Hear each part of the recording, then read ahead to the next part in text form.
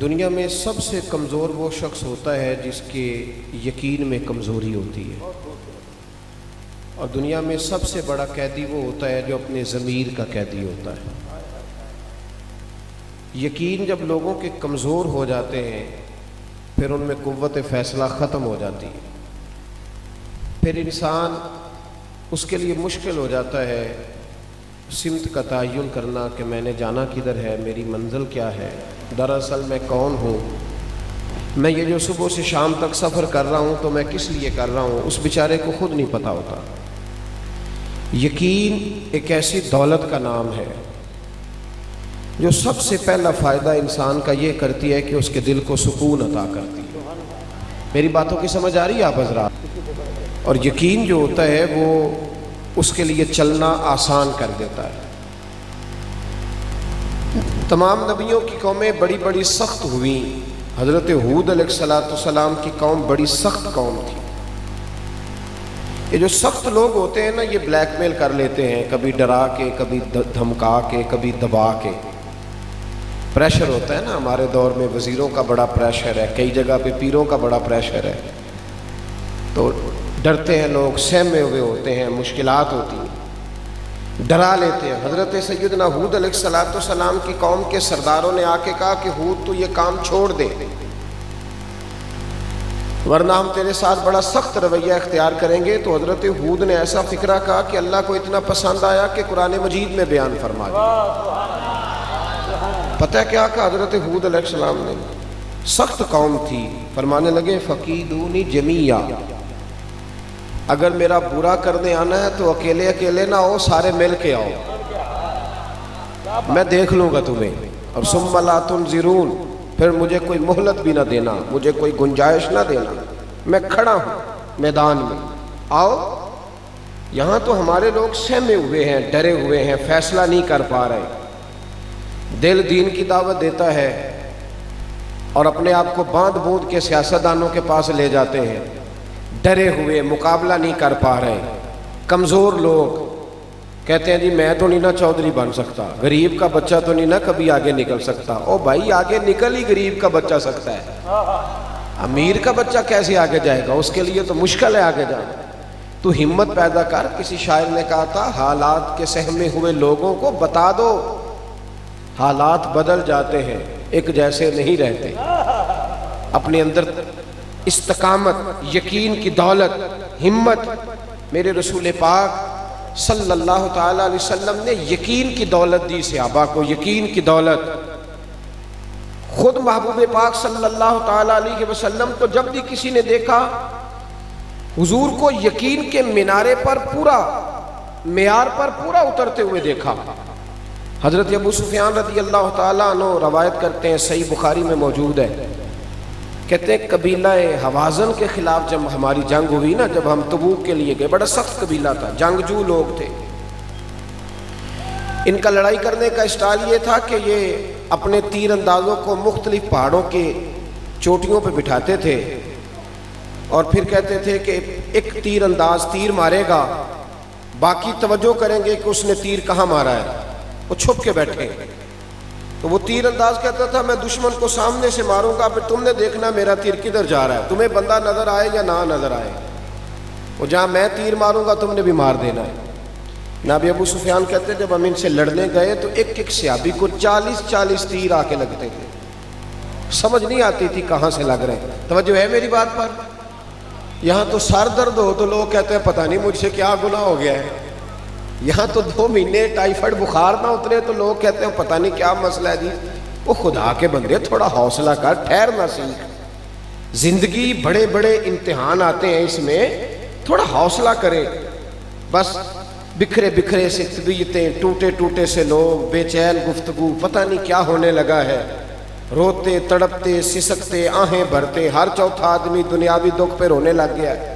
سنیں اور یاد رکھیں، 40 تیر اکٹھے آ رہے تھے۔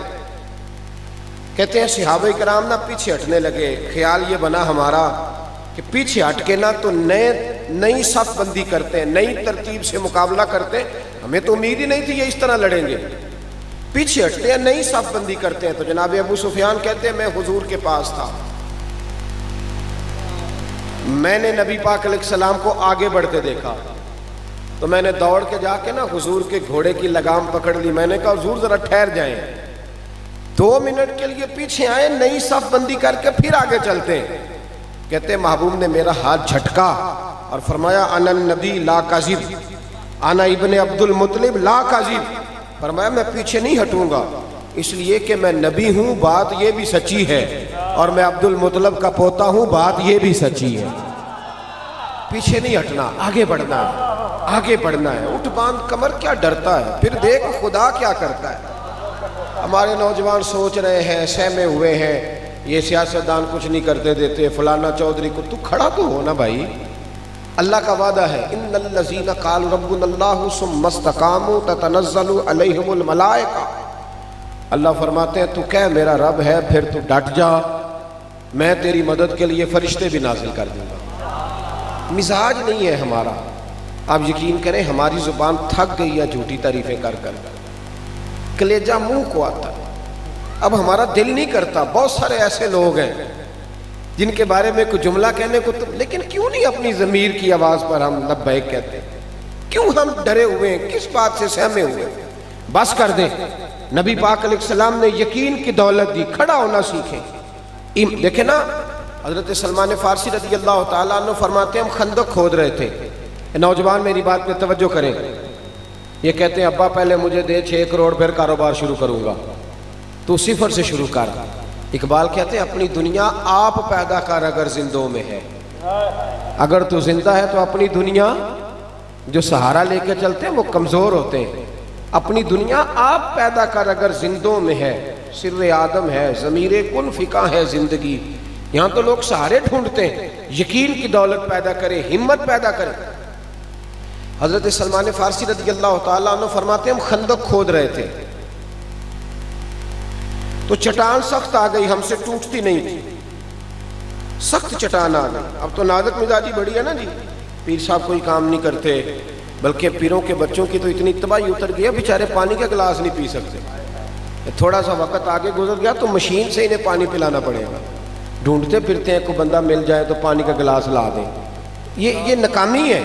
یہ سیٹھوں کے بچے, نوابوں کے بچے, امیروں کے بچے, یہ لوگ جائیدادیں بناتے ہیں, بچے نہیں بناتے. اگر بچوں کی تربیت کر دی جائے تو جائیدادیں بڑی بن جاتی ہیں.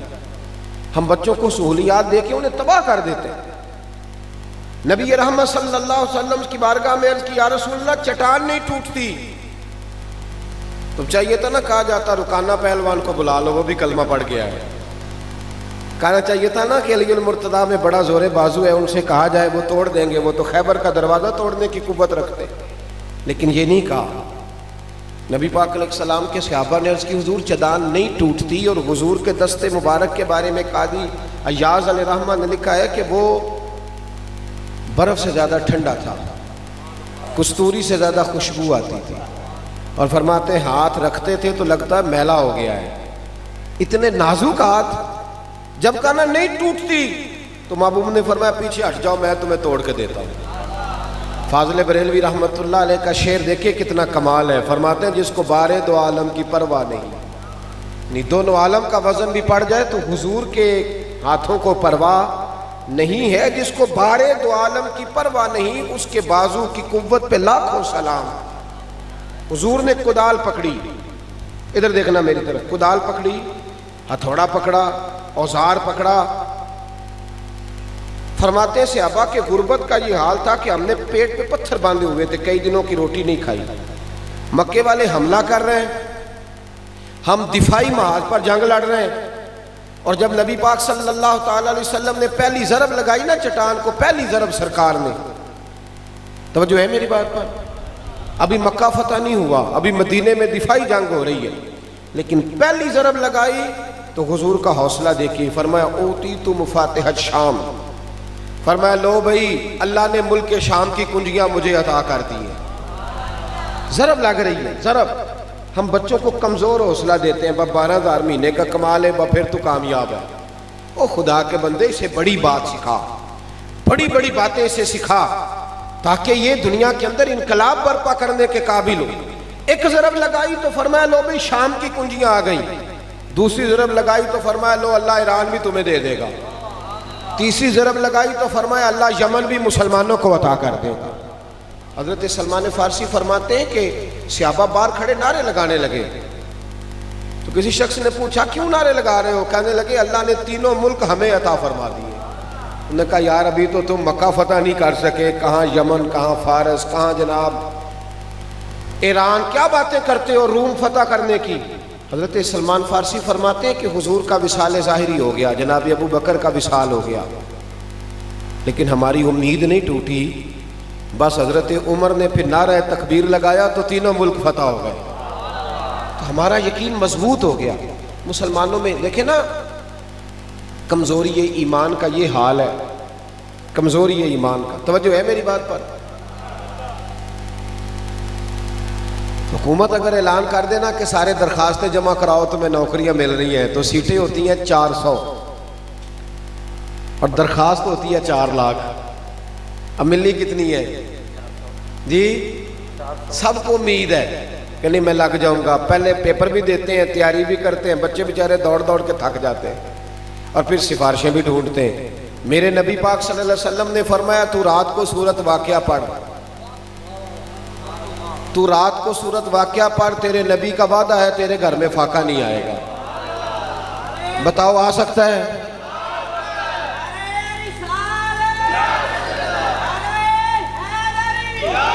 امام خازن نے اس حدیث کی شرح میں لکھا ہے، امام خازن کہتے ہیں کہ حضرت امیر المومنین سیدنا عثمان غنی رضی اللہ تعالیٰ عنہ کا زمانہ تھا، تو جناب عبداللہ ابن مسعود بیمار ہو گئے، شدید بیمار، ان کی بیٹیاں زیادہ تھیں، تو جناب عثمان غنی تیمارداری کرنے گئے گھر میں۔ توجہ ہے میری بات پر؟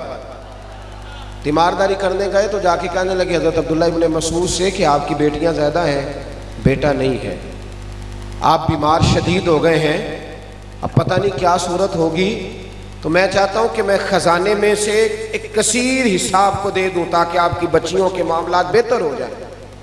تو جناب عبداللہ ابن مسعود پتہ کیا کہنے لگے؟ بیٹیوں کی فکر ہوتی ہے کہ نہیں ماں باپ کو؟ آخری دم تک لوگ جب وصیتیں کرتے ہیں تو پہلے بیٹی کے لیے کرتے ہیں، لیکن جناب عبداللہ ابن مسعود کہنے لگے حضرت عثمان غنی سے آپ بے فکر ہو کے جائیں، مجھے خزانے کی ضرورت نہیں، میں نے اپنی بیٹیوں کو خزانہ دے دیا ہے، میں نے اپنی بیٹیوں کو خزانہ کیا آکسفورڈ یونیورسٹی سے ایم فل کرا دیا ہے یا انہیں آکسفورڈ یونیورسٹی سے پی ایچ ڈی کی ڈگری دلا دی ہے، کیا خزانہ آ گیا؟ جناب عبداللہ ابن مسعود کہنے لگے میں نے اپنی بیٹیوں کو سورت واقعہ یاد کرا دی ہے، اور مصطفیٰ کریم کا وعدہ ہے کہ سورت واقعہ پڑھی جائے تو فاقہ نہیں آتا۔ فرمایا بے فکر ہو کے جائیں، سورج اپنی جگہ چھوڑ سکتا ہے، چاند ٹوٹ سکتا ہے، پر میری بیٹیوں کو فاقہ نہیں آ سکتا۔ اپنے اندر یقین کی دولت پیدا کریں۔ ہم کمزور ہیں، کیوں؟ یقین بڑا کمزور ہے، طبیعتوں کے اندر بے قراری ہے، بے سکونی ہے، سہمے سہمے لوگ۔ اب تو ایک بیماری بڑی تیزی سے پھیل گئی ہے، وہ بیماری ہے ڈپریشن کی، ٹینشن کی، سارا کچھ ہونے کے باوجود لوگ پریشان ہیں، اس لیے یقین کی دولت ہی نہیں ہے، ایمان کی طاقت ہی نہیں ہے۔ حضرت ابو سلمہ رضی اللہ تعالی عنہ کی زوجہ حضرت ام سلمہ رضی اللہ تعالیٰ عنہ کہتی ہے میرے شوہر جب بھی مسجد سے کوئی چیز سن کے آتے تو مجھے آ کے سناتے۔ میری باتوں کی سمجھ تو آ رہی ہے نا آپ حضرات کو؟ رضوی صاحب نے میری بہت تگڑی تعریف کر دی، میں پریشان ہو گیا تھا جب یہ تعریف کر رہے تھے۔ میں نے کہا کہ بھائی دیکھیں نا، کبھی آدمی غلط فہمی کا بھی تو شکار ہو جاتا ہے نا، تو میں نے کہا ایسا نہ بن جائے کسی جگہ میں بھی غلط فہمی کا شکار ہو جاؤں، پھر مسئلہ خراب ہو جائے۔ لیکن چونکہ یہ ان کی طبع میں نفاست ہے، اللہ تعالیٰ انہیں جزا دے، تو میں وہ بات ان کی سہ گیا، ورنہ میں نقیب حضرات سے کوشش کرتا ہوں، میں کہتا ہوں میرے قد کے مطابق کی بات کرو جتنا میں ہوں، اس سے اونچی نہ کرو۔ دیکھیں سنیں، یاد رکھیں میرے بھائی، حضرت ام سلمہ رضی اللہ تعالیٰ عنہ کہتی ہے میرے شوہر جو بھی بات مسجد سے سنتے نا مجھے آ کے سناتے۔ آپ بھی سناتے ہیں گھر جا کے؟ جی، موٹر سائیکل کی ٹکر ہو جائے تو وہ سناتے ہو جا کے، لیکن جمعہ پڑھ کے جا کے گھر بات سنایا کرو، اس سے گھر میں نور پیدا ہوگا۔ جب گھر میں حضور کی باتیں چھڑیں گی نا، نور پیدا ہوگا۔ کہتے ہیں وہ جو بھی بات سنتے گھر آ کے سناتے۔ ایک دن آئے تو کہنے لگے لو ام سلمہ میں کمال سن کے آیا ہوں، آج بات تمہیں بڑا فائدہ دے گی۔ سناؤ۔ کہنے لگے آج نبی پاک علیہ الصلوۃ والسلام نے فرمایا جس بندے پر بھی کوئی مصیبت آئے اسے کہنا چاہیے انا للہ و انا الیہ راجعون۔ صرف موت کے وقت نہیں، الذین اذا اصابتہم مصیبہ قالوا انا للہ و انا الیہ راجعون۔ جب بھی کوئی مصیبت پڑے تو کیا کہنا چاہیے؟ یاد ہو جائے گا، لائٹ کے جانے پہ بھی پڑھا کرو، یہ بھی ایک مصیبت ہے، بڑے کام رک جاتے ہیں۔ نبی پاک صلی اللہ تعالیٰ علیہ وسلم نے فرمایا کہ یہ پڑھو جب بھی کوئی مصیبت آئے، فرمایا جو تمہارا نقصان ہوا ہوگا نا اللہ تمہیں اس سے بہتر چیز عطا کر دے گا۔ کیسی نفع والی بات ارشاد فرمائی، جو تمہاری چیز گئی ہوگی اللہ بہتر نعم البدل دے دے گا۔ جناب ام سلمہ کہتی میں نے وظیفہ پکا لیا، مدینے میں مشہور تھا کہ جتنا اچھا شوہر میرا ہے کسی بی بی کا نہیں۔ فرماتی ہیں جب بھی کوئی مصیبت آتی میں یہ پڑھ لیتی، فرماتی ہیں لوگوں دیکھو میرا کیا حال ہوا، مجھ پر ایک مصیبت وہ آئی جس کا میں نے کبھی تصور بھی نہیں کیا تھا، میرے شوہر ہی انتقال کر گئے۔ میں نے پھر پڑھا انا للہ و انا الیہ راجعون، کہتی ہے میں نے پڑھ تو میں نے لیا، حضور کی بات پر یقین بھی کامل تھا، لیکن پھر میں سوچنے لگی کہ نہ میرا عمر کا وہ حصہ ہے، نہ میں خوبصورت ہوں، اس عمر میں کون مجھ سے نکاح کرے گا؟ اور سرکار نے فرمایا اللہ تمہیں بہتر چیز دے گا۔ ام سلمہ کہتی ہیں ادھر یقین بھی تھا، توجہ ہے نا میری بات پر، یقین بھی تھا اور پریشان بھی تھی کہ اب عمر نہیں، اور پھر ابو سلمہ سے اچھا شوہر کیسے ملے گا؟ فرماتی ہیں میں اپنے مقدر پہ رشک کرنے لگی جب خود نبی پاک نے مجھے پیغام بھیجا کہ میں تیرے ساتھ نکاح کرنا چاہتا ہوں۔ حضور نے مجھے پیغام بھیج دیا۔ فرماتی ہیں میری آنکھوں میں آنسو آئے اور میں نے اپنے دل پہ نظر ڈالی، میں نے کہا ام سلمہ اپنا ایمان مضبوط رکھنا، مصطفیٰ کی باتوں پر، نبی پاک کی باتوں پر یقین کامل رکھنا۔ تو کہتی تھی ابو سلمہ سے اچھا شوہر نہیں مل سکتا، اللہ نے تجھے ساری کائنات سے اچھا شوہر عطا کر دیا۔ یقین کی جو دولت ہوتی ہے نا، یقین کی، یہ انسان کو مضبوط کر دیتی ہے، بندہ پہاڑ بن جاتا ہے۔ ہمارے اندر نا کمزوری یہ آئی ہے، سارا کوئی سنا کے ادھر دیکھے میری طرف، ایک بندہ مست ہے، نعت سن رہا ہے، مست ہے، پوری مست ہو کے اس نے نعت خواں کی نعت سنی۔ میرے جیسے آدمی نے پوچھا یار آج تو بڑا کلام آیا، کہنا کلام تے چنگا پڑھیا پر انہیں روپیہ بھی 20,000 لیا ہے، تو میں کہا ہوں تو 20,000 والی گل بھول کیوں نہیں جانا؟ چھوڑ دے یار، تو اس کو چھوڑ دے کسی اور طرف تو۔ اچھا جی ہوں 50,000 لاکھ دی گل ہے، اچھا میرے معلومات ناقص ہے اس حوالے سے، کہندے ہوں نہیں 50,000 دی گل، ہوں تے کم دور نکل گیا۔ اللہ تعالیٰ ہمیں سمجھنے کی توفیق عطا فرمائے، اللہ فضل کرے ہمارے حال۔ تو یاد رکھیں یقین کامل پیدا کریں، مضبوطی اپنے ایمان۔ اعلیٰ حضرت فاضل بریلوی رحمۃ اللہ علیہ حج کے لیے گئے، اب تو خیر حج بھی لائیو آتے ہیں نا جی، موج بن گئی ہے، اور پھر نیچے لکھا ہوتا ہے جب میں 5ویں حج پہ گیا اس وقت کی تصویر، ہاں جی اب تو لائیو آتا ہے سارا کچھ۔ اعلیٰ حضرت حج کرنے گئے تو حج پر جب آپ پہنچے نا تو کشتیوں کا سفر ہوتا تھا، بحری جہاز کا، بڑا مشکل ہوتا تھا حج۔ ہمارا تو حاجی ابھی بھی اے سی خراب ہو بس کا تو ناراض ہو جاتا ہے، وہاں کہنا تو سب پیسے نہیں لائے، یہ کیوں نہیں چلتا پیا اے سی میں؟ تو اعلیٰ حضرت فاضل بریلوی حج کے لیے جانے لگے تو بحری جہاز ہوتا تھا بہت بڑا، تو کئی دفعہ ہوائیں تیز چلتی تھی تو جانا ادھر ہوتا تھا تو حج ادھر، وہ جہاز ادھر چل پڑتا تھا۔ بڑے مشکل لوگ حج کے لیے جاتے تھے، وصیتیں لکھ کے جاتے تھے، کفن ساتھ رکھے ہوتے تھے کہ پتہ نہیں کیا بنے۔ فاضل بریلوی حج کے لیے گئے تو رستے میں نا طوفان آ گیا، تیز طوفان۔ اب کشتی ہچکولے کھانے لگی، کبھی ادھر جاتی ہے کبھی ادھر جاتی ہے۔ لوگ اعلیٰ حضرت کے پاس آئے، کہنے لگے مولانا دعا فرمائیں۔ آپ فرمانے لگے تم فکر نہ کرو، یہ جہاز ڈوبے گا نہیں، یہ منزل تک جائے گا۔ وہ کہنے لگے کرامت نہ سنائیں، دعا کرا دے۔ فرمانے لگے کرامت نہیں سنا رہا، بیٹھ جاؤ جا کے، یہ منزل تک جائے گا۔ ہم دعا کے لیے کہہ رہے ہیں، مولانا دعا ہی نہیں کرا رہے، کرامت سنا رہے ہیں۔ اب جب یہ نظر آتا ہے نا ہچکولے کھاتی کوئی چیز تو کلمہ بھی ذرا جلدی جاری ہو جاتا ہے، ورنہ تو کلمہ صرف قول شریف پہ جاری ہوتا ہے۔ جی میں نے حاجی صاحب سے کہا تازہ حج کر کے آئے تو بیٹے کی شادی پہ ڈھول ڈمکا کیا، تو میں کیا حاجی صاحب جاندے ہیں تسی نعتاں پڑھائیاں سن تے حج تے جاندے ہیں تے ہن کی شروع ہویا جی؟ تو تھوڑا سا انہوں نے سخت رویہ اختیار کیا تو میں بھی سخت ہو گیا۔ میں نے کہا اگر شادی کے موقع پہ آپ نے بینڈ باجا بجایا ہے نا تو جب آپ کے گھر میں کوئی فوت ہو تو وعدہ کریں اس وقت بھی یہی بجائیں گے، کول پہ بھی پھر یہی بجانا۔ کیا رب رسول سے تمہارا رشتہ صرف دکھوں کا ہے، سکھوں کا نہیں؟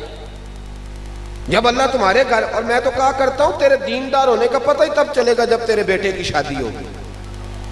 کول شریف پہ تو سارے نیک ہوتے ہیں، سارے وضو کر کے شمارے پڑھنے آ جاتے، جب آیا کل کا وقت تو پھر قرآن پاک کھول لیا، تسبیح نکال لی، اور جب بیٹے کی شادی ہوئی پھر کیا مطلب ہوا؟ حج بھی کیتی جاندے ہو تے لہو بھی پیتی جاندے ہو، کھو کے مال یتیماں دا تے بھیج مسیتی جاندے ہو، پھٹ دلاں دے سیندے نہیں تے ٹوپیاں سیتی جاندے ہو، نفس تے چھری پھیر دے نہیں تے دمبے کیتی جاندے ہو، فرض پلائی بیٹھے ہو تے نفلاں نیتی جاندے ہو، اور دسو تے سی بلے شاہ نو ایک ہی کیتی جاندے ہو۔ یہ کیا انداز تکلم ہو میرے بھائی، یاد رکھ۔ اچھا وہ جب ہچکولے کھانے لگا نا تو سب لا الہ الا اللہ لا الہ الا اللہ، اعلیٰ حضرت کی بارگاہ میں آئے، کہنے لگے مولانا دعا کرا دے۔ فرمایا تمہیں کہا ہے نا کچھ دیر کا طوفان ہے، ٹل جائے گا۔ تھوڑی دیر گزری تو واقعی ٹل گیا، طوفان واقعی ٹل گیا۔ اب وہ سارے آہستہ آہستہ شرمندہ ہونے لگے کہ بابا تو کوئی صاحب کرامت ہی ہے، جیسے کہا تھا ویسے ہو۔ اب شرمندگی آہستہ آہستہ آہستہ آہستہ چند گھنٹے گزرے تو قدموں میں آنے لگے، کہنے لگے بابا جی ایک بات تو بتائیں، آپ کو کیسے پتا تھا طوفان ٹل جائے گا؟ تو میری طرح کا پیر ہوتا تو کہتا تو ان پہلا نہیں سی دس چھڑیا میں، میرے کو کرامت ہے۔ لیکن اعلیٰ حضرت پتہ کیا فرمانے لگے یہ میری کرامت نہیں، یہ میرا یقین کامل ہے۔ کہا حضور کیا مطلب؟ فرمانے لگے میرے نبی پاک نے سواری پر بیٹھنے کی دعا بتائی ہے، جب میں بیٹھا تھا تو میں نے دعا پڑھ لی تھی، حضور نے فرمایا پڑھ لیا کرو حادثہ نہیں ہوگا، تو چونکہ میں پڑھ چکا تھا اب چاند تو ٹوٹ سکتا ہے، ستارے تو جھڑ سکتے ہیں، پر حادثہ نہیں ہو سکتا، اس لیے کہ میں وہ دعا پڑھ کے بیٹھا۔ صاحب یاد رکھیں یہ جو کمزوری یہ ایمان ہے نا، اس کو دور کریں، استقامت کی دولت پیدا کریں۔ ہمارا سکون بھی مسجد میں، ہمارا اطمینان بھی نبی پاک کے قدموں میں۔ ایک بات مجھے سنانے کو کہا گیا، اب وہ بعض اوقات ایسے ہوتا ہے کہ باتیں دوستوں نے سنی، ذرا آنکھوں میں پڑتی ہیں، دوستوں نے سنی ہوتی ہے تو وہ کہہ دیتے ہیں۔ ایک بات میں عرض کر، حالانکہ یہ عنوان نہیں، بہرحال پھر بھی میں عرض کر دیتا ہوں، ایک بات میری یاد رکھنی ہے، آپ بہت سارے لوگ ماشاءاللہ تشریف لائے ہوئے ہیں، بہت سارے لوگ، اگر آپ لوگوں نے عشاء کی نماز نہیں نہ پڑھی تو پڑھ کے سوئیے گا، اور اگر آپ نے فجر بھی نہ پڑھی تو جو محفل نہیں نہ کراتے وہ ہمیں تانا دیں گے کہ تم بڑے عجیب لوگ ہو، تم نماز پڑھتے نہیں ہو اور محفلیں کراتے ہو۔ عشاء کی نماز پڑھ کے سوئیں، اور کم از کم صبح کی حد تک ایک دن تو ایسا ملے کہ آپ جس سے بولیں میٹھا ہی بولیں، تو تاکہ وہ بھی اگلی دفعہ محفل نعت پہ آ کے کہے نہیں یار یہ بندہ راتی محفل سن کے ہے، ساری دیہڑی تو صحیح لگی ہے نا۔ تو مہربانی کریں اپنی طبیعت یہاں سے کچھ لے کے جائیں، بڑا خرچہ کیا گیا، بڑا کچھ کیا گیا، تھوڑا بدلنے کی کوشش کریں۔ حضرت ابن جوزی علیہ رحمہ نے لکھا ہے، ایک بزرگ کہتے ہیں کہ مجھے نا مزدور کی ضرورت تھی تو میں چلا گیا بغداد میں، چوک میں مزدور بیٹھے ہوتے تھے، مزدور بیچارے آج بھی چوکوں میں بیٹھے ہوئے، مزدور آج بھی، ہمیں کوئی ان کی یہ جس آدمی کے پاس کار آ جاتی ہے نا وہ ریڑھی والے کا مذاق اڑانے لگ جاتا ہے۔ میں ابھی آ رہا تھا، ایک ریڑھی والا اس نے سکریپ ریڑھی پہ رکھا ہوا تھا، تو میں نے بچوں سے کہا کہ اس کی طرف دیکھو، ادھر دیکھنا میری طرف۔ ابھی اس بیچارے کے سارا چہرہ بھی گریس سے سیاہی سے بھرا ہوا تھا، ہاتھ بھی پیر بھی۔ میں نے کہا اس کو نا 400 یا 500 روپیہ ملے گا یہ ریڑھی پہ سامان پہنچانے کا، جس کو 1 لاکھ روپیہ ملے گا نا وہ بسم اللہ کر کے نہیں پکڑتا، اس کو جب ملنے سے کہنا بسم اللہ الرحمن الرحیم، چاہے بیچارے کو صحیح نہ آتی ہو۔ یہ جو مزدور پھر اس میں سے جب یہ 100 روپے کی روٹی کھاتا ہے نا تو آپ یقین کریں جو 5 سٹار ہوٹل پہ کھانا کھاتے ہیں وہ اس طرح شکر ادا نہیں کرتے۔ پونے کو بھی اچار لگا ہوتا ہے لیکن ایک روٹی کھا کے نا تو وہ کہتا ہے الحمدللہ مال کا تیرا شکر ہے۔ تو میں کہتا ہوں یہ مستی ہے، اس کو چڑھی ہوئی ہے، اور یہ اصلی شکر ادا کرتا ہے، دکھانے والا شکر نہیں، پیران لی رٹی رٹائی دعا نہیں، اللہ کار سلامت رہے تے موجاں لگی رہن تے برکتاں، پکی کیسٹ نہیں چلی ہوئی، بلکہ وہ یہ درد ہے، اصل یہ کیف ہے، اس کو سمجھیں۔ مزدور جو پیسہ لے کے آتا ہے نا گھر میں، اسے پتہ ہوتا ہے میں بڑی محنت سے لایا ہوں۔ بابا جی کہتے ہیں میں مزدور لینے گیا تو مزدور بغداد کے چوک میں کونے پہ بیٹھے ہوئے تھے۔ ایک مزدور پہ میں نے نظر ڈالی تو وہ نوجوان تھا، چہرے پہ اس کے مجھے نورانیت نظر آئی، تو میں نے کہا بیٹے مزدوری کرو گے؟ اس نے کہا جی مزدوروں میں بیٹھا ہوں تو مزدوری کرنی ہے۔ میری بات کی سمجھ آ رہی ہے آپ حضرات کو؟ کہا جناب کروں گا۔ تو مزدور کہنے لگا جی میری 2-3 شرطیں ہیں۔ میں نے کہا کہ شرطیں تو مالکوں کی ہوتی ہیں۔ کہنے لگا جی میری بہرحال ہے۔ میں نے کہا کرو۔ کہنے لگا جی پہلی شرط یہ ہے کہ لوگ 3 دینار مزدوری 4 دینار لیتے ہیں، میں 3 دینار لوں گا۔ کہتا ہے میں ہنس پڑا۔ میں نے کہا یار باقی بھی اس طرح کی رکھ لے ساری۔ کہنے لگا دوسری شرط یہ ہے کہ جب تک اذان نہیں ہوگی میں آپ کی بات سنوں گا، جب اذان ہو جائے گی تو آپ کی نہیں سنوں گا، اپنے رب کریم کی سنوں گا۔ اور تیسری بات اس نے کہا آپ کے گھر میں مزدوری کروں گا، آپ کے کسی سوال کا جواب نہیں دوں گا۔ ان شرائط پہ میں اسے لے آیا۔ کہتے ہیں جو کام مزدور سارے دن میں کرتا ہے اس نے 2 گھنٹے میں ہی کر دیا۔ مزدور بھی تو سگریٹ پینے پہ آدھا گھنٹہ لگا دیتے ہیں نا، چائے کے کپ پہ 25 منٹ، روٹی کھانے پہ 1.25 گھنٹہ۔ تو مزدور کو بھی چاہیے جو طے کرے اس پہ پورا اترے۔ کہتے ہیں اس نے 2 گھنٹے میں کام کر دیا۔ اب کام شروع کرایا تھا تو کچھ کام اور بھی نکل آئے، میں نے اسے کام بتائے، وہ کرنے لگ گیا۔ ظہر کی اذان ہو گئی تو مٹی اس نے نکال کے باہر رکھی تھی دروازے کے آگے۔ اذان ہوئی تو اس نے کدال اور کئی وہیں چھوڑی، مسجد کی طرف چلنے لگا تو میرا بیٹا کہنے لگا اس کو ذرا سائیڈ پہ تو کر دو، رستہ ہے۔ کہنے لگا تیرے ابے سے بات ہوئی تھی کہ جب اذان ہو جائے گی پھر کسی کی نہیں سنوں گا۔ کہتے ہیں وہ نماز پڑھ کے آیا، دوپہر کا ٹائم تھا، میری بیوی کہنے لگی اس کو کھانا کھا لے، روزے بھی نہیں تھے، عام دن تھے، اس کو کہا کھانا کھا لو تو کہنے لگا میں نے روزہ رکھا ہوا ہے۔ کہتے شام ہوئی، اس کو 3 دینار دیے، کام کچھ اور نکل آیا تھا۔ میں نے اس کو کہا کہ کل کہاں ملو گے؟ تو کہنے لگا آپ سیانے بیانے بندے ہیں، بتائیں کل تک زندہ رہیں گے؟ تو میں نے کہا کہ ملنا ہو تو کہنے لگا بس آج کا وعدہ تھا وہ میں نے پورا کر دیا، اسی کسے دے کچھ نہیں جے لگ دے تو نہ کو ساڈا دردی۔ اللہ والوں کی باتیں اللہ کے لشکروں میں سے لشکر ہوتے۔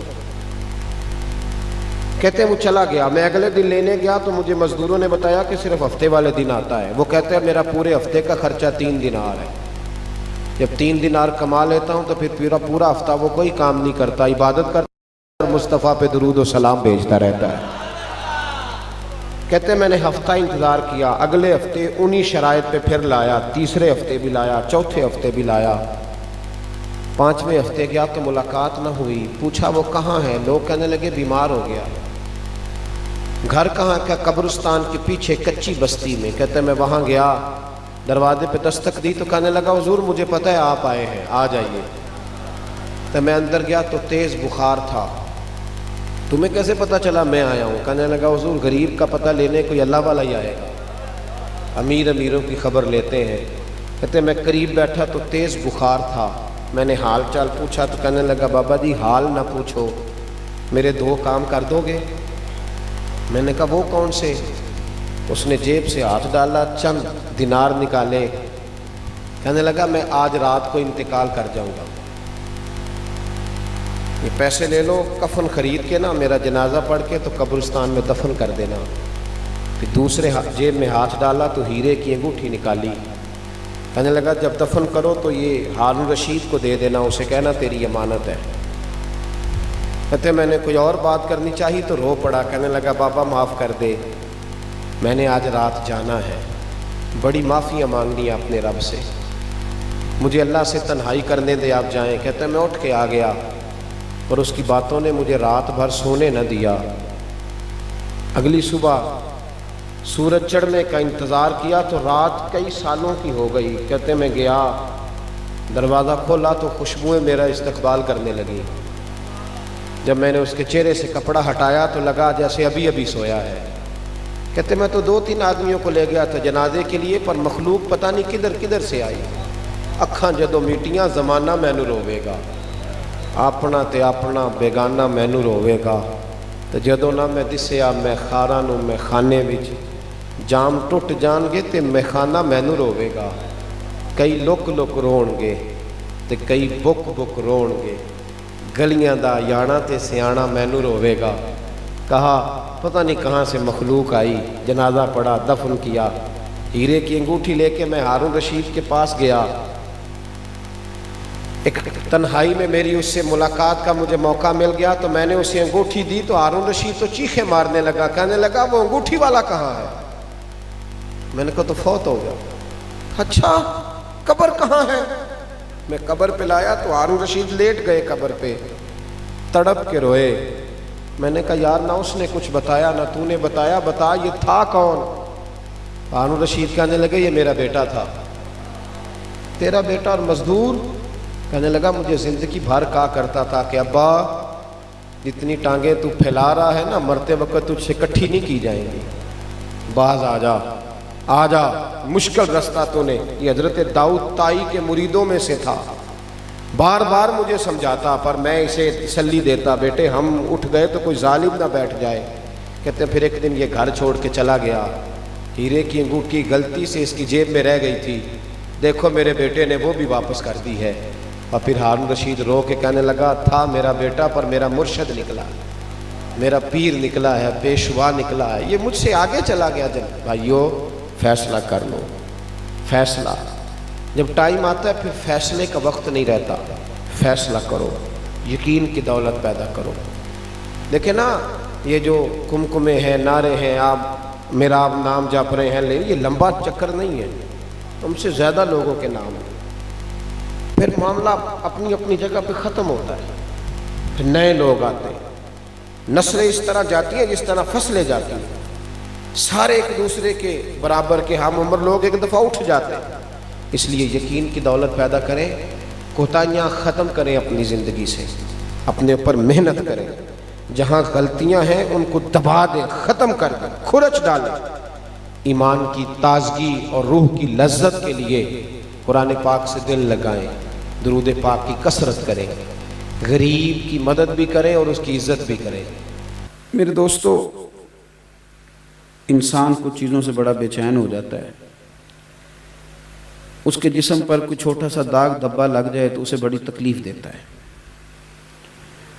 आपके जिस कपड़ों में से किसी जगह से कोई बटन टूट जाए तो किसी बंदे को पता ना भी हो तो आप बड़े परेशान होते हैं कि मेरा बटन टूटा हुआ है। बार बार वहाँ हाथ रखते हैं, बार बार देखते हैं, टटोलते हैं कि ओहो बटन टूट गया है। कपड़े सही ना पहने हों, मालदार बंदा, पढ़ा लिखा बंदा और PhD आदमी, आप उससे कहें ना कि तेरे घर में मेहमान आने लगे हैं तो रोज़ी रोटी का कोई मसला नहीं, पैसे भी हैं, मेहमान नवाजी भी कर सकता है, पर वो नाराज़ हो जाता है, कहते पहले बताना था, मैं कपड़े तो बदल लेता, सफाई होने वाली है घर के अंदर। ज़ाहिरी तौर पर कुछ दाग धब्बे, इंसान बेसुकून रहता है। आपने कहीं जाना हो, जेब में पैसे बहुत ज़्यादा हैं, गाड़ी में पेट्रोल बिल्कुल ठीक है, सफ़र का पता है, रास्ते का अंदाज़ा है, सिर्फ कपड़े नहीं सही, मुंह नहीं धोया, दिल करता जाने को और नहीं यार मेरे कपड़े। आप समझ लें कि अगर एक बटन का टूटना ये वजूद के ऊपर एक छोटा सा दाग है, ये सुकून से नहीं बैठने देता, तो अगर बंदे के बातन में दाग हो, अगर उसे झूठ की बीमारी हो, हसद की बीमारी हो, तकब्बुर की बीमारी हो, अगर उसे बददियानती की बीमारी हो, और भी कई बीमारियां, खुद पसंदी भी बीमारी है। मैं चौधरी साहब हूँ, समाजी हूँ, सियासी हूँ, मजहबी हूँ, मौलवी हूँ, पीर हूँ, ये भी बीमारी है।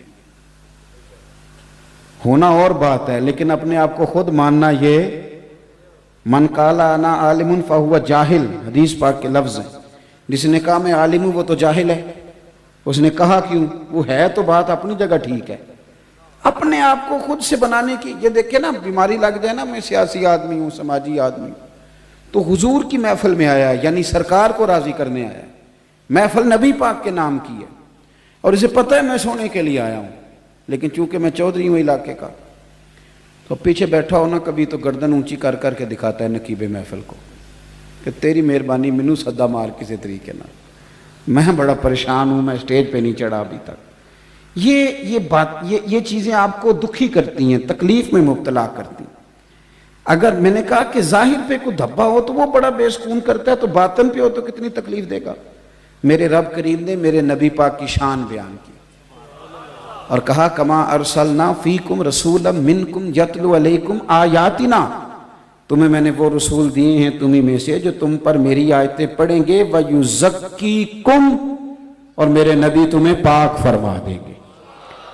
یہ جو تمہارے اندر داغ دھبے ہیں، جو تمہیں پریشان کرتے ہیں، جو تمہیں تکلیف دیتے ہیں، یہ تمہارے جو باطن کے روگ ہیں، یہ جو اندر کی کہانیاں ہیں، یہ ساری ختم کر دیں گے میرے رسول۔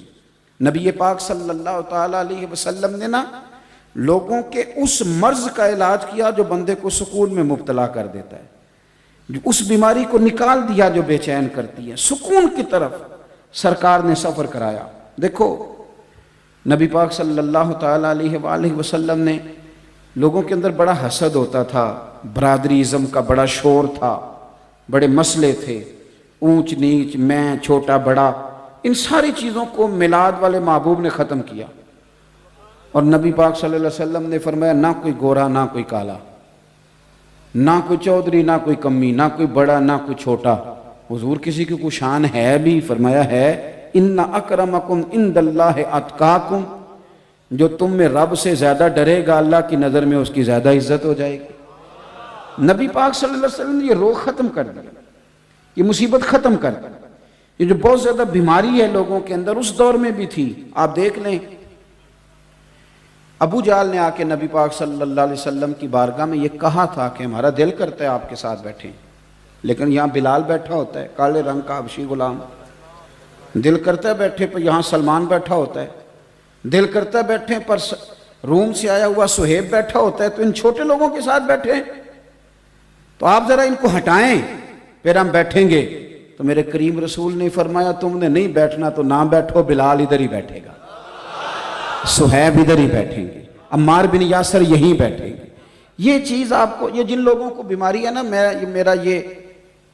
میں نا کچھ ایسے بیمار بھی میں نے اپنی زندگی میں دیکھے ہیں کہ ہاتھ کو درد کوئی بھی نہیں ہو رہا، اللہ کی فضل سے تندرست ہیں، پر گاڑی کا دروازہ ڈرائیور صاحب نے کھولنا ہے۔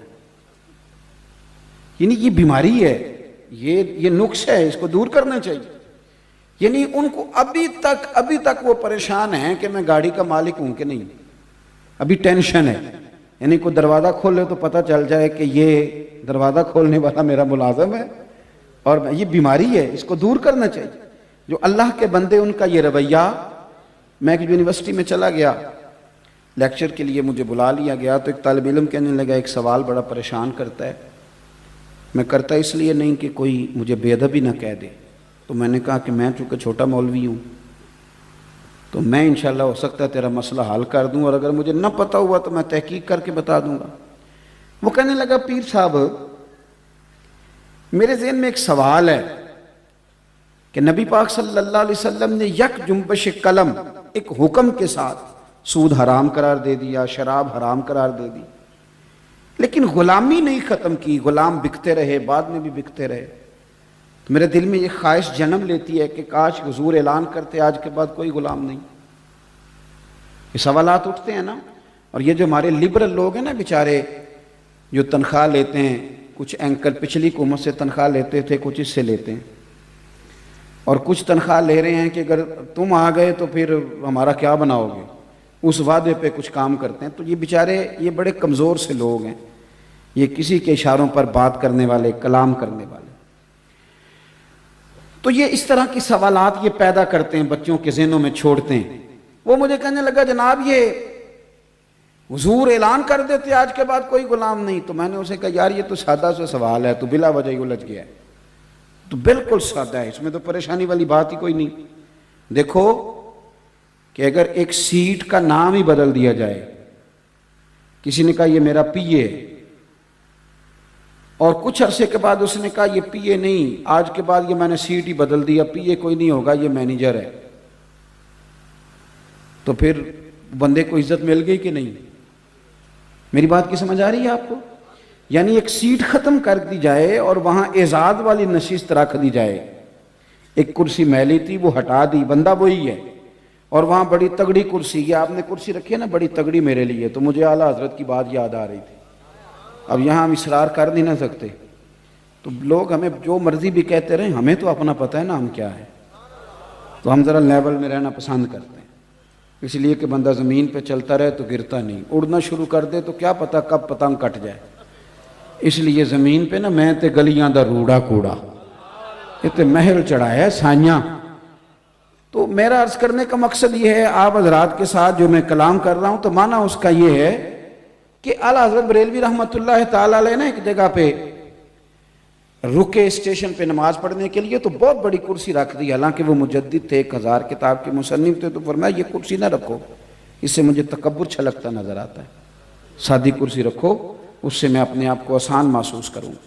تو کرسی اگر اچھی کر دی جائے تو خود بخود نشست بدل جاتی ہے۔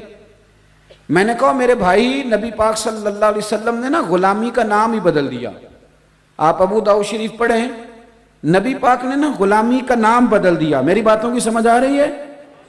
حضور نے فرمایا آج کے بعد یہ تمہارے غلام تمہارے بھائی ہیں، اور خالی بھائی کہہ کے نا تو سرکار آگے نہیں بڑھے، بلکہ حضور نے شرط لگائی، فرمایا یہ تمہارے بھائی ہیں، جس طرح کا خود کھانا اس طرح کا انہیں کھلانا، اور جس طرح کا خود پہننا اس طرح کا انہیں۔ میں مشکل بات کر رہا ہوں، مجھے پتہ ہے نہیں پہنایا جاتا۔ آج جو بڑے دعوے کرتے ہیں نا سوشل لائف کے، اور بڑے بڑے سیمیناروں میں جا کے لیکچر دیتے ہیں انسانی حقوق پر، وہ بھی یہ کام نہیں کر سکتے۔ لیکن میرے نبی پاک صلی اللہ علیہ وسلم نے فرمایا تمہارے غلام تمہارے بھائی ہیں، جو خود کھانا وہ انہیں کھلانا ہے، جو خود پہننا ہے وہ انہیں پہنانا ہے۔ اور حضور فرمانے لگے ان کی طاقت سے زیادہ انہیں کام نہ بتانا، اور اگر کبھی بتا بیٹھو تو پھر کام میں ان کی مدد بھی کرنا۔ اور میں آپ کو حوالہ دکھاؤں گا سیرت کی کتابوں میں سے۔ او سنو یارو، ہم نے نا سرکار کا میلاد منایا ہے، کبھی یہ مزہ بھی لے کے دیکھو۔ ہاں کبھی یہ ذائقہ، یہ جو کام حضور نے کیے ہیں کبھی کر کے دیکھو۔ میرے نبی پاک صلی اللہ علیہ وسلم کے غلام اگر کوئی مشکل کام کر رہے ہوتے تھے نا تو اللہ کے رسول خود جا کے ان کی مدد فرمایا کرتے تھے۔ وہ کام ان کے ساتھ حضور خود کراتے، خود سرکار کراتے۔ یہ بہت بڑی بیماری ہے بن کے بیٹھ جانا، یہ بڑا تکلف والا معاملہ۔ اگر آپ کی زندگی سادی ہے تو پھر بڑی آسان ہے، اور اگر زندگی آپ کی سادی نہیں تو پھر وہ آسان ہے۔ مثال دوں، جڑا منڈا 4000 روپے لا کے سر تے بال کھڑے کراندہ ہے نا بیچارہ، وہ بڑا پریشان ہے کہ تکو میں انہیں پیسے لائے نے کسی ویکھیا ہی نہیں میرے حال، وہ بڑا پریشان ہے۔ اور جو بابا جی بیچارے سیدھے سویرے گئے تھے نا چارہ کاٹنے، اور شام کو آئے تو منہ دھویا، انہیں کوئی ٹینشن نہیں کہ کوئی فوٹو بنائے چاہے نہ بنائے، کوئی دیکھ اسی کسے دے کچھ بھی نہیں لگ دے، نہ کوئی ساڈا دردی، سادہ زندگی آسان۔ میرے رسول پاک صلی اللہ علیہ وسلم نے یہ جو ہمارے تکلفات تھے، ہماری پریشانیاں بلا وجہ کی آزمائشیں ساری حضور نے دور کر دی۔ نبی پاک صلی اللہ علیہ وسلم نے وَيُزَكِّيكُمْ کی شان کے ساتھ ہمارے باطن کے سہرے میل کچیل کھرچ دیے، زندگی آسان ہو گئی۔ مولا علی شیر خدا، مولا کائنات حضرت علی المرتضی شیر خدا کرم اللہ تعالی وجہ الکریم نے اپنے غلام کو لے گئے بازار۔ اس کہنے لگے چلا دوست بازار سے کپڑے لینے جانا ہے۔ غلام ساتھ چلا گیا، 2 کپڑے خریدے، 2 جوڑے خریدے، 2 لباس مولا علی نے۔ ایک ذرا مہنگا تھا اور ایک سستا۔ ہم بھی 2 قسم کے کپڑے خریدتے ہیں، دکاندار سے کہتے ہیں پہننے والے دکھا، وہ دکھاتا ہے، پھر کہتے ہیں ذرا دینے دلانے والے بھی دکھا۔ وہ کون سے ہوتے ہیں جی؟ جو پہننے والے نہیں ہوتے، کیونکہ پہننے والا تو ہم نے پہلے لے لیا، اب کیا کر دینے دلانے والا۔ میں سمجھ لیں میری طبیعت میں خشکی ہے، اب کچھ باتیں کر دیتا ہوں اور تکلیف سے کرتا ہوں۔ ایک دوست ایک دن مدرسے کے بچوں کے لیے کپڑے لے کے آئے، اتنے سارے، اور گرمیوں میں موٹے جوڑے لے کے آ گئے، یہ طالب علموں کو کپڑے دینے۔ میں کہتے 2 سوٹ تو سوانا پہنا، پھر منڈیاں بھی پانے۔ کیا آپ نے لوارا سمجھا ہوا ان بچوں کو؟ دوڑ جاؤ، تمہیں پتہ ہے یہ دنیا کی واحد قوم ہے جو پہلے دن دین کی تعلیم حاصل کرنے کے لیے گھر سے نکلتی ہے، تو میرے نبی پاک نے فرمایا فرشتے ان کے پیروں کے نیچے پر بچھا دیتے ہیں۔ یہ کپڑے جو کو پہنتا نہیں ہے، تم طالب علموں کے لیے لے کے آ گئے ہو؟ کس نے تمہیں یہ کہا ہے کہ یہ کوئی مسکین لوگ ہیں، یہ بڑے شاندار لوگ ہیں، لوگوں کے پاس چھوٹی چھوٹی ممبریاں ہوتی ہیں، ان کے پاس مدینے والے کا ممبر ہوتا ہے؟ تم کس طرح کی بات کر رہے ہو؟ یہ کچے پکے معاملے یہاں نہیں چلتے۔ ہاں، اور نہ ہم ان طبیعتوں کے قائل ہیں. سانو تخت ہزارے دی لوڑ کی ہے. نالے کی لگے شہر بمبول دے نال اسی اپنی بال کے سیکنے ہیں. سانو کی لگے کسی اور دے نال. ہم خودداری سے جیتے ہیں اور طالب علموں کو خودداری کا درس دیتے ہیں. اس لیے آپ میری بات پر توجہ کریں.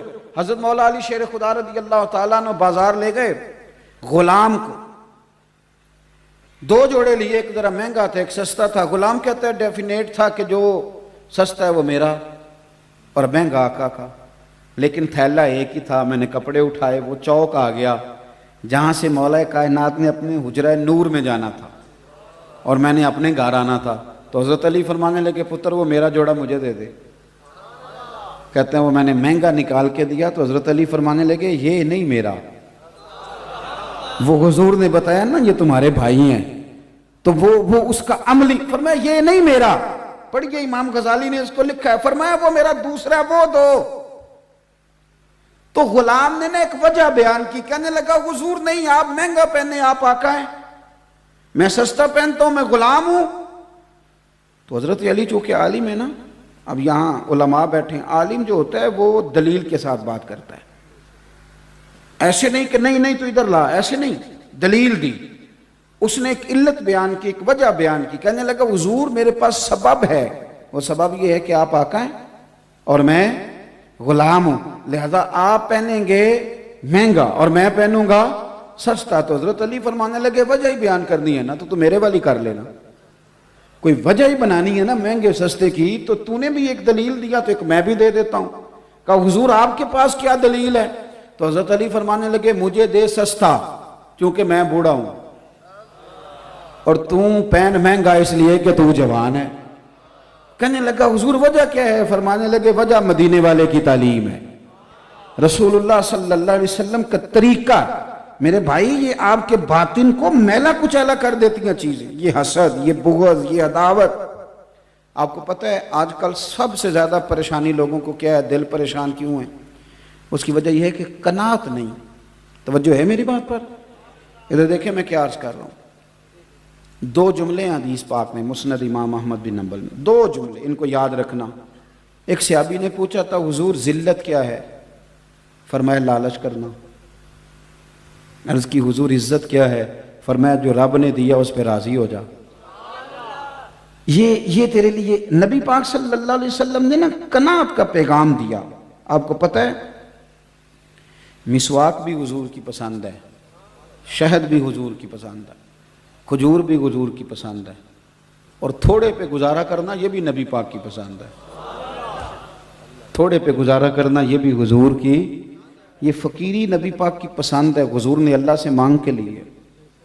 آپ کو کتب حدیث میں دعائیں ملیں گی کہ یا اللہ میرے بچوں کو نا بقدر ضرورت روزی دینا, زیادہ نہیں. اعلیٰ حضرت بریلوی رحمۃ اللہ علیہ نے ملفوظات شریف میں حدیث لکھی ہے, فرماتے ہیں کہ اللہ کے پیارے حبیب صلی اللہ تعالیٰ علیہ وسلم عشاء کی نماز پڑھانے کے لیے تشریف لے آئے. مسجد میں آپ آ جائیں, کوئی کام یاد بھی آ جائے نا, بلکہ اب آج کل سب سے ضروری چیز موبائل ہوتا ہے. حالانکہ جس نے بنایا تھا اس نے تو فون بنایا تھا نا, اس نے یہ تھوڑی کہا تھا کہ ہر وقت ہاتھ میں رکھنا ہے. لیکن اب تو اس کے بڑے معاملات نکل آئے نا, اب تو ایسے جیسے ساتھ ساتھ چلتا ہے. تو کچھ چیز رہ بھی جائے نا قیمتی تو لوگ لینے نہیں جاتے, نماز کا ٹائم ہو گیا. اعلیٰ حضرت فرماتے ہیں کہ نبی پاک صلی اللہ تعالیٰ علیہ وسلم مسجد شریف میں آ گئے عشاء کی نماز کی امامت فرمانے کے لیے, اور سیدنا بلال حبشی نے اقامت کہہ دی. لیکن حضور نے فرمایا اقامت ہو گئی, فرمایا ٹھہرو بھی, ٹھہرو ذرا, رکو میں آیا. یہ لفظ کہتے کہتے نبی پاک صلی اللہ علیہ وسلم پھر حجرے میں داخل ہو گئے. تھوڑی دیر کے بعد آئے, پہلے نماز پڑھانے لگے. پھر حضور نے فرمایا تم سوچ رہے ہوگے کہ میں کیوں گیا تھا. اب سرکار جو ہے نا, یہ بالکل جو انسان کی عقل پہ چیز تھوڑا سا بھی بوجھ بنتی ہے وہ مسئلہ بھی حل کرتے ہیں. اب نماز میں بندے سوچتے رہیں گے پتہ نہیں کہاں گئے تھے, کیا لینے گئے تھے, کیا ماجرا تھا. سرور کائنات صلی اللہ علیہ وسلم نے فرمایا نماز کے بعد بتاؤں گا تو پتہ نہیں بات کہاں جائے گی, نماز سے پہلے بتا دیتا ہوں. حضور فرمانے لگے تم سوچ رہے ہوگے کہ میں کیوں گیا تھا. سرکار فرمانے لگے ادھر دیکھنا میری طرف. فرمایا سویرے مال آیا تھا, سارا بانٹ دیا, 3 دینار رہ گئے. 3 دینار رہ گئے۔ تو میں نماز پڑھانے آیا تو مجھے خیال آیا وہ 3 دینار تو ابھی بانٹے ہی نہیں۔ تو پھر سوچا کہ یہ 3 اگر گھر میں پڑے رہ گئے اور اسی طرح رات گزر گئی تو کیا بنے گا، تو سوچا نماز بعد میں پڑھتا ہوں، پہلے دولت سے تو جان چھڑاؤں۔ اب تو جو فقیری کا درس دینے والے ہیں وہ لوگوں کو فقیری کا درس دیتے جا رہے ہیں، خود امیر ہوتے جا رہے ہیں۔ روز بروز نئی پجارو، نئے معاملات، خدا را کہیں بریک لگائیں، ہر چیز کو دولت میں نہ تولیں، مہربانی کریں۔ اب تھوڑا سا باہر آئیں، ورنہ آپ کی طبیعت میں خشکی آ جائے گی۔ وہ جو کیفیات ہیں، وہ جو سرور ہے، وہ جو ذکر کی لذت ہے، ہر چیز کا اگر آپ سودا کر لیں گے تو پھر کیا بنے گا۔ اس لیے ایک بات تو یہ کہ اندر جتنی بھی چیزیں ان کو نکالیں، یہ کسی کو حقیر جاننا چھوڑ دیں، عزت والا ہی کسی کو عزت دیتا ہے، پیار کرنا شروع کریں۔ اور دوسرا یہ کہ تھوڑی قناعت اختیار کریں۔ میں نے زیادہ باتیں نہیں کرنی، بس میں اپنی بات سمیٹنے لگا ہوں۔ مجھے اندازہ ہے کہ محفل نعت کا ماحول ہے تو انشاءاللہ تعالی محفل مبارکہ آگے چلے گی، اور میں ویسے بھی اللہ تعالیٰ آپ کو جزائے خیر دے، انہوں نے مدینہ شریف میں ملاقات ہو گئی، پھر بھی بعد میں بڑی محبت کے ساتھ کہا تو میں حاضر ہو گیا، ورنہ میں بزدل سا خطیب ہوں۔ ہم تو اس وقت جلسہ کر کے بڑی دیر کے گھر بھی پہنچ جاتے ہیں۔ کوئی دلیر لوگ ہوتے ہیں نا، ساری رات جاگ لیتے ہیں، کچھ کو نیند گرا لیتی ہے، تو ہم بڑے گرے۔ ہم تو اب تو میں زور کے بعد کہتا ہوں دوستوں تھوڑا سا بلا لینا یار کو، اللہ رسول کی بات کر لیں۔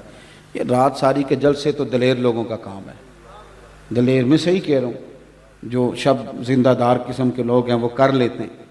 اب ایک بات اور جو طبیعت پر، من پر بڑا بوجھ بنتی ہے لوگوں کے، وہ یہ ہے کہ ہمارے ہاں نا آہستہ آہستہ سے پیار کرنے کا مزاج ختم ہوتا جا رہا ہے۔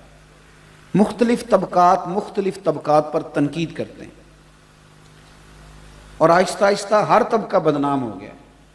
یعنی ایسا نہیں ہے کہ آپ پولیس والوں کا نام لیں تو لوگ کہیں گے یہ بڑا بدنام طبقہ ہے، جو لوگ علماء سے دور ہیں ان کے سامنے کسی مولوی کا بھی نام لیں تو اللہ معاف فرمائے ان کا اللہ بولا جب بھی گڑبڑ ہے۔ یعنی کوئی طبقہ، پٹواری کی بڑی عزت ہے ہمارے معاشرے میں، تحصیلدار کی، ٹیچر کی، ہم نے کچھ شاید چھوڑی نہیں، کسی جگہ بھی کوئی بھی وقار قائم نہیں رہا۔ اس کا نقصان پتہ کیا ہوتا ہے؟ جب بندہ غیبتیں کرتا ہی رہتا ہے تو اسے یوں لگتا ہے کہ جیسے سارا زمانہ خوفناک لوگوں سے بھرا ہوا ہے، کوئی اپنا نہیں، کوئی مخلص نہیں، کوئی پیارا نہیں۔ میں ملک سے باہر تھا تو ایک صاحب مجھے کہنے لگے پاکستان کا بڑا برا حال ہے، سیاستدان چور ہیں، تاجر دھوکہ کرتے ہیں، مولوی لڑتے ہیں، پیر لٹیرے ہیں معاذ اللہ۔ تو میں نے اسے کہا کہ آپ کو باہر بیٹھ کے ساری باتوں کا کیسے پتہ ہے؟ آپ وہاں آئیں، اللہ کے فضل سے ایسا کوئی معاملہ نہیں ہے۔ کس نے آپ کو کہا ہے؟ یہ کس نے آپ سے بات کر دی اس طرح کی؟ اللہ کا فضل ہے، لوگ اچھے برے ہیں، لیکن ہمارا اس قوم سے تعلق ہے کہ کل ابھی زلزلہ اور سیلاب آیا تھا تو جس بیٹی بیچاری نے سلائی مشین پہ بیٹھ کے سارا جہیز بنایا تھا اس نے بھی زلزلے والوں کو دے دیا تھا۔ آج کسی ایک بزرگ کو خون کی بوتل کی ضرورت پڑتی ہے، 14 جوان چوک میں کھڑے ہوتے ہیں، یہ قوم آپ کو بری نظر آتی ہے؟ اب رمضان شریف میں مسجدیں تھوڑی ہوتی ہیں، حافظ زیادہ ہوتے ہیں، تو علماء محنت کر رہے ہیں تو دین کا پیغام آگے جا رہا ہے نا۔ یہ سبق پڑھا رہے ہیں تو حافظ تیار ہو رہے ہیں۔ ہر مسجد میں جمعہ ہوتا ہے تو کسی نے علم پڑھایا تو کوئی آگے جمعے کے بیان کر رہا ہے نا۔ کس طرح کی آپ بات کرتے ہیں؟ یہ کمزوریاں ہم نے پیدا کی۔ میں اللہ کے فضل سے تنہائی میں بھی نعت خوانوں کی مخالفت نہیں کرتا، میں کسی وائس کی مخالفت نہیں کرتا۔ اس کی وجہ یہ ہے کہ میں ایک بندہ ہوں، میں یہاں تقریر کر رہا ہوں، لیکن محفل تو اس وقت میرپور میں بھی ہو رہی ہوگی، گجرات میں بھی ہو رہی ہوگی، لاہور میں بھی ہو رہی ہوگی، تو جب میری اوقات اللہ نے اتنی بنائی ہے کہ میں صرف یہاں بات کر سکتا ہوں تو پھر مجھے چاہیے نا جو لاہور ذکر رسول کر رہا ہے میں اس کو بھی مان ہی جاؤں۔ یہ تھوڑا نکلیں آپ ان چیزوں سے، آپ تھوڑا سا زندگی کو مثبت بنائیں۔ میرے رسول پاک صلی اللہ علیہ وسلم نا لوگوں کو عزت دیتے، لوگوں سے پیار کرتے، ہر طبقات کے لیے حضور نے عظمت بیان کی، ہر طبقے کے لیے عالم کے فضائل بیان کیے، حافظ کے فضائل بیان کیے، حاجی کے فضائل بیان کیے۔ نبی پاک صلی اللہ علیہ وسلم کی نعت پڑھنے والے کو میرے نبی نے چادر عطا فرمائی، میرے رسول پاک نے قاضی کے فضائل بیان کیے، عدل کرنے والے بادشاہ کے فضائل بیان کیے، جو بیٹی پالے اس کے فضائل بیان کیے۔ رسول کائنات صلی اللہ تعالی علیہ وسلم نے فرمایا رستے سے روڑا ہٹانے والے کو بھی میرا رب جنت عطا فرما دے گا۔ رسول پاک صلی اللہ علیہ وسلم نے محنت کر کے، مزدوری کر کے، کوشش کر کے پیسہ کمانے والے کو اللہ کا دوست کہا۔ حضور نے تاجر کے بارے میں کہا، تاجر کے بارے میں ترمذی کی حدیث ہے، فرمایا تو سچ بول کے تجارت کرنا، اللہ سچے تاجر کو قیامت کے دن نبیوں کے ساتھ جگہ عطا فرمائے گا۔ کون سا ایسا طبقہ ہے جس کی حضور نے، اور یار کچھ نہیں، ایک مومن ہے، داڑھی سفید ہے، کچھ نہیں، مومن ہے اور داڑھی، خالی مومن ہے، نہ حافظ ہے، نہ مولوی ہے، نہ مفتی ہے، نہ قاری ہے، نہ نعت، کچھ نہیں، مومن ہے، داڑھی سفید ہے۔ میرے نبی پاک نے فرمایا یہ میرا مومن سفید داڑھی لے کے جب قبر میں جائے گا ترا فرشتوں سے فرمائے گا اسے عذاب نہ دینا، میرے نبی کی سنت وہ بھی سفید رنگ کی، مجھے حیات دیا اسے عذاب دیتے ہوئے۔ حضور نے تو ہر طبقے کو عزت دی، ہر طبقے کے حصے میں حضور نے عزت لکھی۔ عورتوں نے آ کے عرض کیا تھا یا رسول اللہ صلی اللہ علیہ وسلم، مرد ساری فضیلتیں لے گئے، قاضی بھی مرد بنے، مجاہد بھی مرد بنے، غازی بھی مرد بنے، ہم تو پیچھے رہ گئیں۔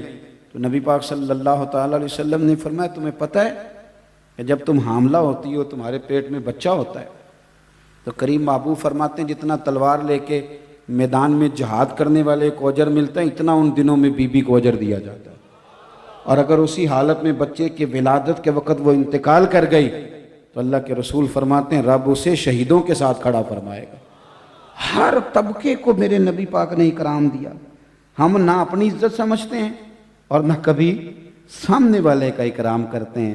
اگر سب سے پہلے تو ہمیں خود سمجھنا چاہیے، خود اپنے آپ کو خوش قسمت سمجھیں، آپ جہاں بھی بیٹھیں، جو فضائل سرکار نے ہمارے لیے بیان کیے انہیں کھولیں، اور شکر کا رویہ، پھر طبیعتوں سے تلخی جاتی ہے۔ جب آپ راضی رہنے، ہمارے ہاں نہ کوئی بندہ آتا ہے وہ ہمیں تلخ کر کے چلا جاتا ہے، یہ ہماری مذہبی سٹیج پہ بھی یہ کام ہوتا ہے، پہلا باری میری ہے تو پھر باری میری ہے، تو اس سے بھی بڑی پریشانی ہے۔ محفل کرانے والا بیچارہ اس طرح ہوتا ہے کہ جس طرح کڑکی میں پھنسا ہوا بندہ ہے، پتہ نہیں کب نکلے گا، کب اس کی جان چھوٹے گی، بڑا خوف۔ یہ مذہبی محافل میں ہوتا ہے، میں ہم کو صحیح بتا رہا ہوں۔ یہی حال باقی جگہوں پہ میں نے دیکھا ہے۔ اور میں ایک دن جا رہا تھا گاڑی میں تو ایک آدمی نا غلط کراس کر گیا، تو اب وہ گاڑی بڑی مشکل سے ڈرائیور نے سنبھالی تو اسے غصہ چڑھ گیا، بچے کو، گاڑی چلانے والے کو، وہ تلخ کر گیا ماحول۔ دو چار باتیں اب ہوئیں تو میں نے دیکھا اس کا موڈ خراب ہو گیا ہے۔ میں نے آخیا میں کہ پتر اس تو جو کرنا سی وہ کر گیا، تو نساں تے سفر کرنا ہے کہ نہیں؟ نبی پاک صلی اللہ علیہ وسلم نے ہمیں کیا سبق دیا؟ حضور نے ہمیں معاف کرنے کا سبق دیا، اور اس طرح معاف کرنا کہ بات ہوئی ہی نہیں، ہمیں پتہ ہی کوئی نہیں، اسی کسے دے کچھ بھی نہیں لگتے، اور ضرورت ہی کوئی نہیں، اتنا لمبا رٹا، اتنی لمبی کہانی، اتنی انا کا بت۔ مشکاہ شریف پڑھیے، ایک صحابی دوڑے دوڑے آئے، انہوں نے کہا یا رسول اللہ معاذ اللہ ثم معاذ اللہ، نقل کفر، کفر نہ باشد۔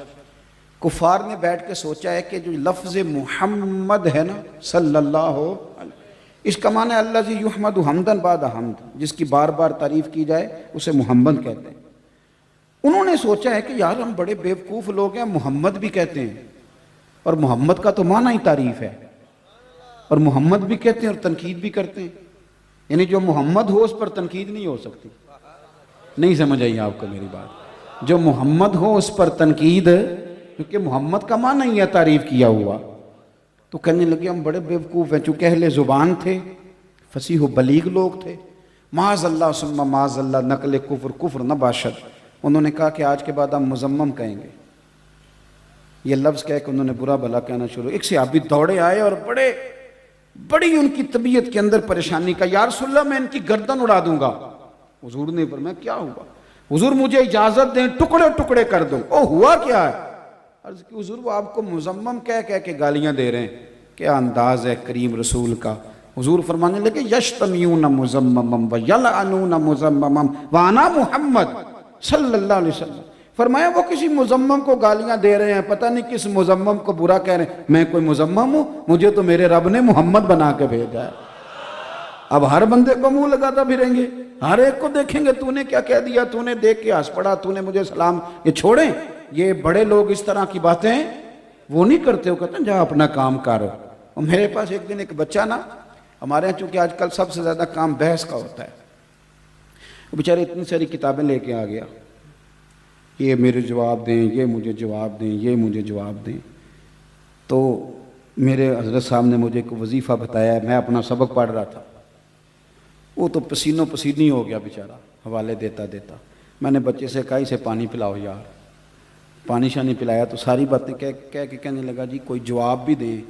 میں کہ پتر جا کسے بڑے نو کل جا کے, اب تجھے جواب دیں گے پھر تیرا کو بڑا آ جائے گا. ہر آدمی اس قابل نہیں ہے. یہاں لوگ لے آتے ہیں کلپ اٹھا کے کہتے ہیں یہ بندہ یہ بات کر رہا ہے اس کا جواب دیں. تو میں نے کہا ہمارا سٹیٹس نہیں ہے ہر ایک آدمی کو منہ لگائیں گے. ہم تو سمجھتے ہیں کہ دشمن بھی کچھ سیانا ہونا چاہیے. ایسے تو نہیں نا کہ جو مرضی اٹھ کے کہے میں تیرا دشمن ہوں تو ہم اس کے ساتھ دشمنی کریں گے. یہ کوئی بات ہے؟ جہاں اپنا کام کر جا کے. اس طرح بھی کبھی ہوتا ہے. حضرت عمر بن عبدالعزیز رحمۃ اللہ علیہ گلی سے گزر رہے تھے, لکڑی کے جوتے پہنے ہوئے تھے. ایک بابا جی گلی میں سو رہے, وقت کا بادشاہ گزر رہا ہے, تو آپ کا پیر بابا جی کے پیر پہ آ گیا. تو یہ اچانک اس طرح کا معاملہ ہو تو ایک مثال ہے, ایک لفظ لوگ بولتے ہیں, کہتے ہیں اندھے ہو. یہی کہتے ہیں نا جی, ٹکر لگ جائے نا گاڑی کو تو پہلا لفظ پتہ کیا ہوتا ہے؟ اندھے ہو. جملہ استفہامیہ. تو جلدی سے بابا جی سوئے ہوئے تھے تو پورے اٹھے بھی نہیں, آنکھیں کھول کے دیکھا بھی نہیں کہ سامنے بادشاہ ہے. کھڑاؤں پہنے تھے لکڑی کے جوتے. کہنے لگے آپ اندھے ہیں؟ تو حضرت عمر بن عبدالعزیز مسکرا کے, آپ ہنس پڑے مسئلہ ہی سارا حل ہو جاتا ہے. مسکرا کے فرمانے لگے نہیں بابا جی مجھے نظر آتا ہے.